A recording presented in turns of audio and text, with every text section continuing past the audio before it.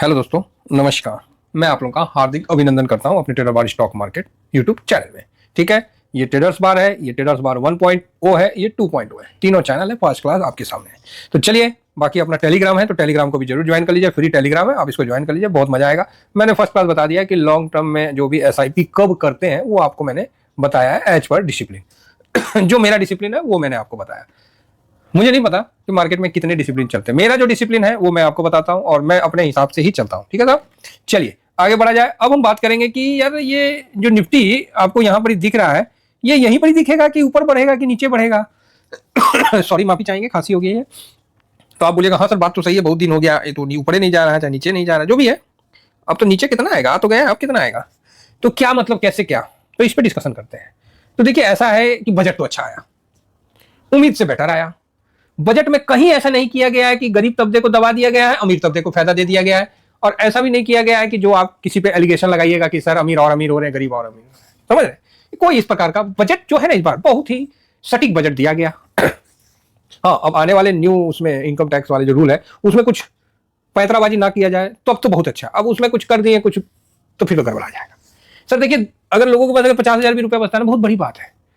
लोग त्रस्त थे, समझ रहे, लोग तरस है। अभी ये तो नेक्स्ट फाइनेंशियल ईयर के लिए है ना, तो अच्छा है, कम से कम उस उम्मीद पे लोग अपना हिसाब किताब ठीक से चलेंगे।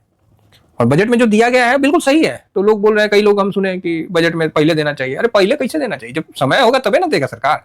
कि मतलब आप रोए नहीं, उसे पहले दूध पिला दे। बच्चा रोया नहीं, माँ, सिंपल सी बात है सर, बच्चा नहीं रोए ना तो माँ दूध ना पिलाए, है, समझ रहे ना। बच्चा रोता है तबे माँ दूध पिलाती है, दूध पिला चुप हो जाएगा।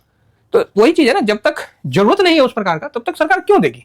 अब जरूरत निकल के आया तो भाई दी सरकार, और इस चीज का हम लोग बिल्कुल कॉन्फिडेंट हैं कि भाई देना तो चाहिए। अब नहीं देगा तो कौन चीज कर लेंगे, लेकिन उम्मीद था कि सर देना तो चाहिए, और फाइनली सरकार ने यही कदम उठाता हुआ दिखाई दिया। अब आप बोलेगा सर वो सब तो ठीक है, निफ्टिया यहाँ काहे रुका हुआ, ये काहे नहीं हिल रहा है। तो भाई नीचे से तो ऊपर आया है, बजट भी अच्छा आया, तो भागना चाहिए तो भागा नहीं। अभी हम ट्रम्प की बात नहीं करेंगे, ट्रम्प साहब की बात नहीं करेंगे। वो क्या रायता फैला रहे हैं उनको फैलाने दीजिए, हालांकि पूरे वर्ल्ड पे दबाव बना रखे हैं जो वर्तमान समय में, करने दीजिए। उस पर हम नेक्स्ट वीडियो में बात करेंगे, ट्रम्प साहब की अंदर क्या डर है, क्या भय है, क्यों वो ऐसा कर रहे हैं। सॉरी, खांसी बहुत हो गया है। क्यों वो बिलियन बने हुए हैं पूरे वर्ल्ड के लिए, तो करेंगे चर्चा, मजा आएगा। ठीक है साहब, तो कोई दिक्कत नहीं है। फिलहाल अभी आगे बात करते हैं कि निफ्टी में जो अभी आरबीआई का भी आ ही रहा है, तो आरबीआई भी साहब उनका भी 5 तारीख से शुरू हो जाएगा, 5 से 7 के बीच में। और जो अनुमान है कि 0.25 बेसिस का रेट कट करने का ऐसा अनुमान बताया जा रहा है। बाकी आरबीआई सिस्टम में लिक्विडिटी भी डाल रही है, तो इस प्रकार का सब चल रहा है।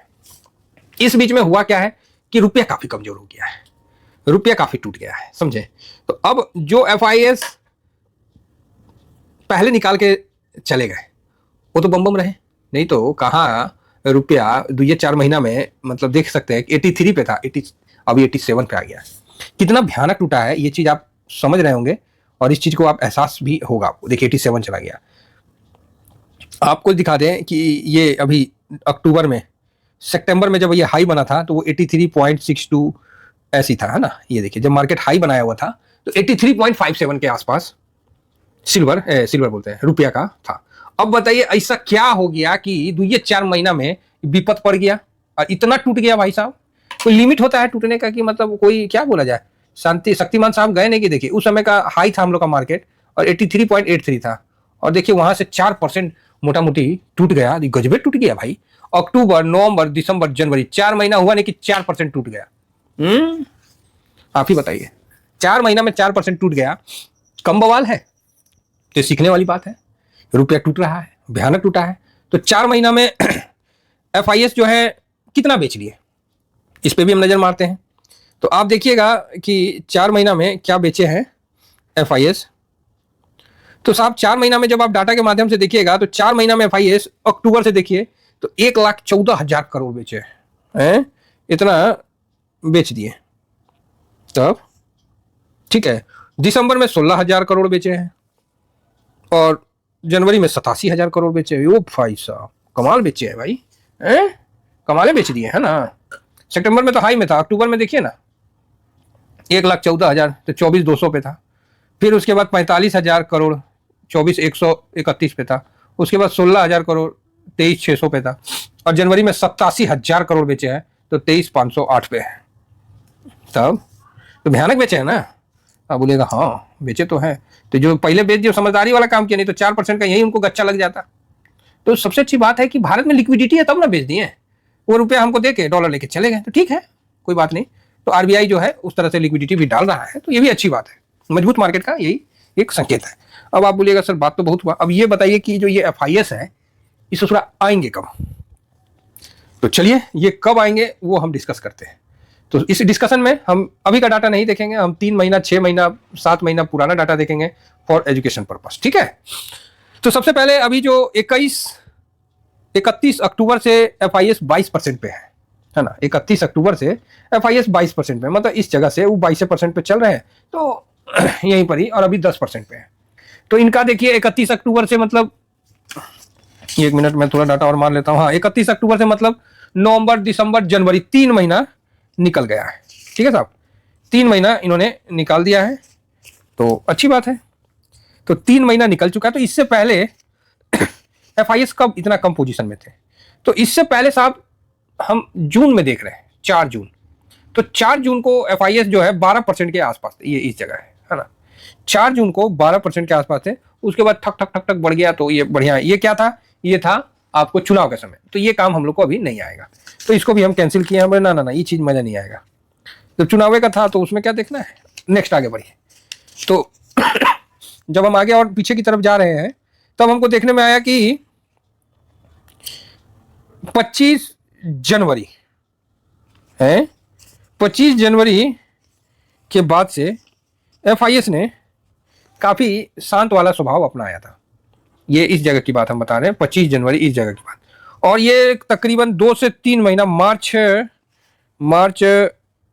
मतलब मार्च पूरा पकड़ लीजिए, अप्रैल के बाद भी, हाँ अप्रैल के बाद एफआईएस ने पोजीशन बढ़ाया था। 41 अप्रैल 2024 को 45% पे था। 1 अप्रैल मतलब यही होगा, 45% पे था। मतलब पूरा जो है, पूरा जो ये समय है ये खाया। तो क्या पीरियड गया, तो 16 मतलब लीजिए फरवरी से 1 महीना 2 महीना 2-2.5 महीना है ना, 2-2.5 महीना का समय लिया, फिर हाई पे गया। चलो जी ठीक है, फिर हाई पे गया। अब और हम पीछे चलते हैं, और जब हम इसमें पीछे चलते हैं, 2024 का हो गया, अब हम 2023 में प्रवेश कर चुके हैं।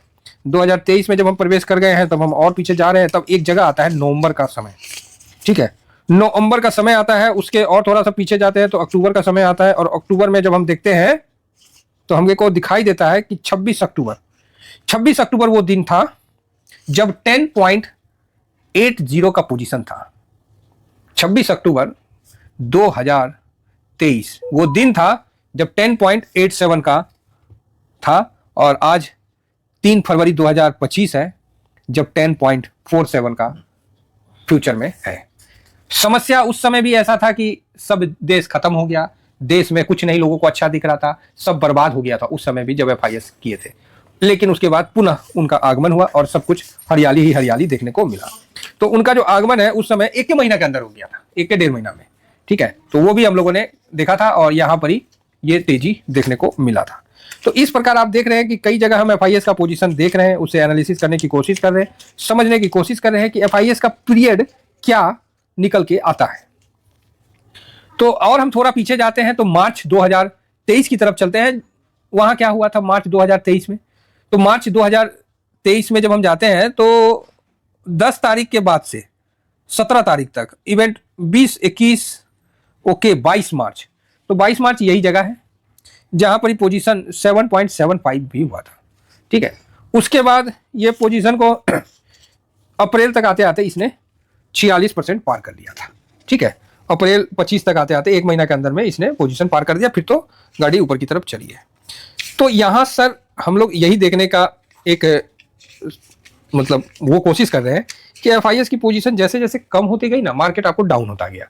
फिर एक जगह ऐसा आया जब एफआईएस अपना लो पोजीशन बनाया, चाहे 10 का हो या सिंगल डिजिट का हो, और पुनः खरीदारी हुआ। हर बार उस सिचुएशन में पूरा दबाव था मार्केट पे, सब कुछ खराब था, कुछ भी अच्छा नहीं होता है। जब एफआईएस का पोजीशन खराब रहता है ना, तो सब कम रहता है ना, आपको हर जगह से निगेटिव ही खबर आता है, और जैसे पोजीशन बनने लगता है कि हर जगह से पॉजिटिव खबर आना शुरू हो जाता है।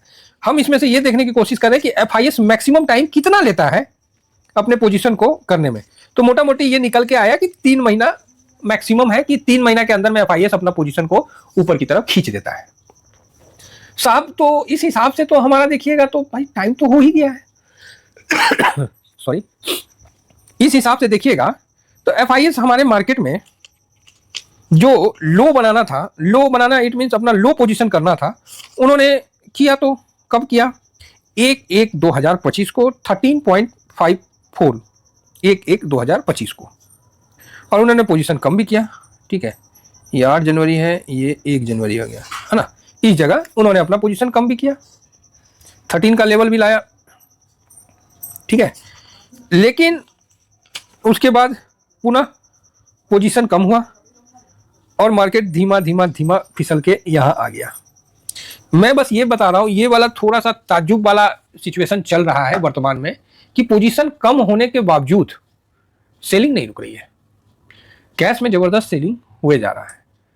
अब उसका मेन कारण टैरिफ था या रुपया का इतना भयानक 4% कमजोर होना, ये बोलिए।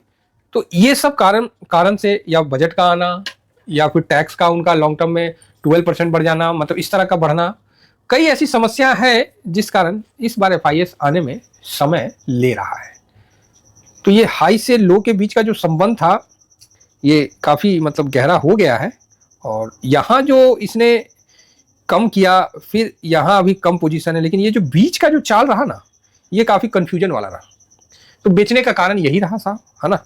तो इस बेस पे मैं ये बस कह सकता हूँ कि एफआईएस अभी आने में ज़्यादा समय नहीं लेना चाहिए। हो सकता है कि वो चौथा क्वार्टर देखने के बाद आए, या फिर हो सकता है कि वो ये टैरिफ का जो चल रहा है उसमें कुछ शांति आए तो आए, या फिर हो सकता है कि रेट कट हो तो आए। तो काफ़ी यहाँ उनके आने पे डाउट है, जो कि जेन्युइन भी है, और उनका वो शॉर्ट स्विंग करने नहीं आते हैं, वो इंट्राडे करने नहीं आते, वो आते हैं तो लॉन्ग टर्म के लिए बैठते हैं, उनको थीम समझ में आता है और लंबा बैठते हैं। तो अब देखना है कि उनका आगमन कब तक होता है। बाकी समय तो हो गया है, समय तो हो गया है। अब जितना दिन लेट हो रहा है, ये लेट का ही गिनती समझिए। अब उसका कारण यही है कि इन सब कारणों से वो थोड़ा भयभीत है, और उनका होना भी उचित है कि रुपया 4% टूट गया 4 महीना में, तो उनका निकलना ही अच्छा था।